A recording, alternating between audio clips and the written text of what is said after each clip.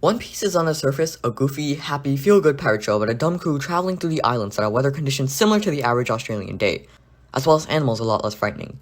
This makes One Piece in the eye of most anime fans a show for kids. It isn't a real good manga like Berserk or Pun Pun. While yes, both of those are peak fiction, your manga doesn't need to cause clinical depression to be deep. One Piece is the perfect example of this. One Piece brands itself as an anime targeted towards kids, but it goes a lot deeper than that. It touches on a lot of major world topics while also maintaining its overall lightheartedness, which is a difficult thing to do, so major props to Oda. There you go, One Piece fans. I said Oda is good. Give me your likes now. Thank you. Love you. One Piece gets dark early on, with Axan Morgan telling his soldiers to kill themselves. While this is something that's brushed over, it's Oda's way of subtly hinting at the truth behind the Marines and their massive corruption. In fact, every single arc with the Marines in it poses a question. Who's the true bad guy?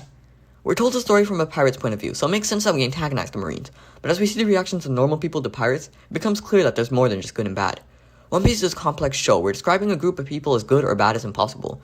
There are always exceptions to each group, similar to how there's always an exception to every rule in English. While we see good pirates like Luffy and Shanks, we see equally as shitty pirates like Kaido and Big Mom. The antagonist in One Piece is always switching from the pirates to the Marines, and it's moments like this where you realize, wow, is everyone in One Piece just shitty? Another thing that One Piece evidently shows, though, is how it's a political commentary.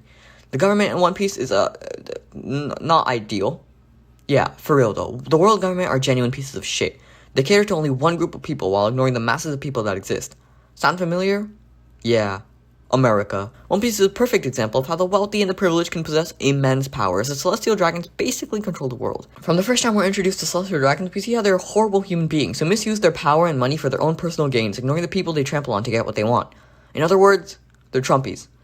At the head of all this, however, is Imu and the Gorosei. They're a perfect example of how one person having all the power in the world is a less than ideal idea. Even though Imu has to quote-unquote serve the Celestial Dragons, Imu still has all the power in the world. Just ask Australia, they lost the war to them.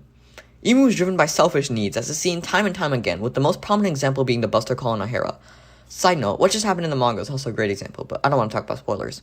The Buster Call in O'Hara was Imu's way of making sure the world never knows about the true history. As Dofi best said, the winners get to write history. Imu makes sure the real history is never heard for selfish reasons, leading to thousands of people to die.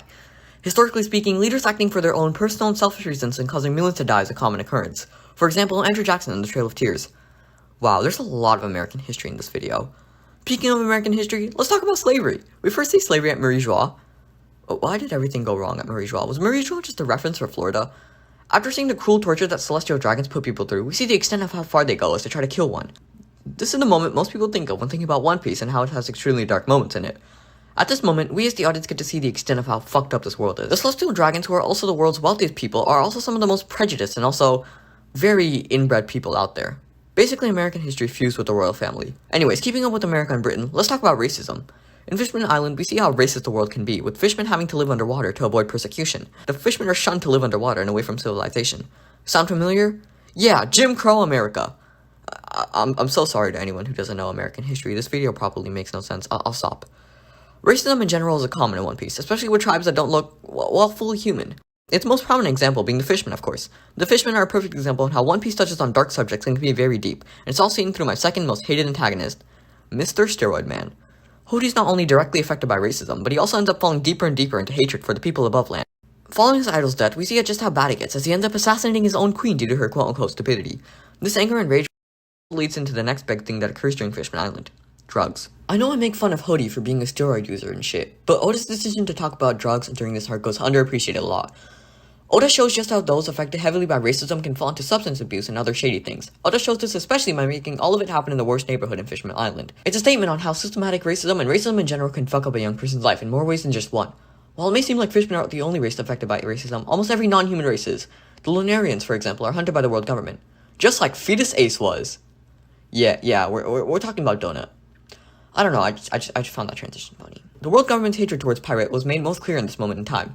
With the murder of so many innocent children and women, it's clear that the government had no problem with killing in order to stop history from repeating itself. In order to prevent Roger's hair from doing whatever Roger did, it's not like he did much anyways, the government cruelly massacred hundreds if not thousands of people. The world's government massacre are one of the darkest moments in One Piece, and it clearly shows that One Piece is more than just a pirate show. It's a commentary. On America! Okay, I'm sorry, that's the last one, I promise. So I know so far this video has just been me shitting on the world government, but let's get talking about pirates as well. After all, even though we see the story from a pirate's point of view and are naturally led to antagonize the world government, there's a lot of fucked up stuff with pirates as well. With pirates, the most prominent form of mestocracy is tyranny. Kaido, Big Mom, Doflamingo, they're all examples of tyranny and how it affects people. Kaido, for example, ruined the kingdom for his own personal needs, even leading to people wanting to kill themselves to escape the cruel suffering he brought upon them. Big Mom took the lifespan of people from their islands in order to gain power for herself, leading to people living in fear of her every day. And Dofi, he made them live next to trouble. Already the worst thing we talked about today. The pirates aren't obviously all tyrannists, though. They're also murderers. Murdering, robbing, arson, yada yada. Well, none of that really matters. So, how do all of these tie into each other? Well, the goal of every single pirate in the series, to some extent at least, is to be free. While they view freedom in different ways, their eventual goal is to be free from the world's government's tyrannical reign and achieve freedom in some sense. All of this is inspired by the human need of freedom, something everyone in the series longs for. This is best seen in our protagonist, Monkey D. Luffy. Luffy's iconic line, viewing the Pirate King as the person with most freedom, is often quoted, but it's never truly appreciated. In this tyrannical world, where no one is actually free from the world government and Imu, the pirates are the most free people. They get to live how they feel like, whether it be peaceful or murderous. Now, I'm not saying that pirates are doing good things, but One Piece demonstrates how a lack of freedom will make people lash out in ways that aren't fully moral. People will go to severe extents to feel free. For those of you who've read Berserk, you know this is also shown during the Goat Head arc. But I think this is the main message of One Piece, is that people will do anything for freedom. And that freedom is the most basic important right one can have.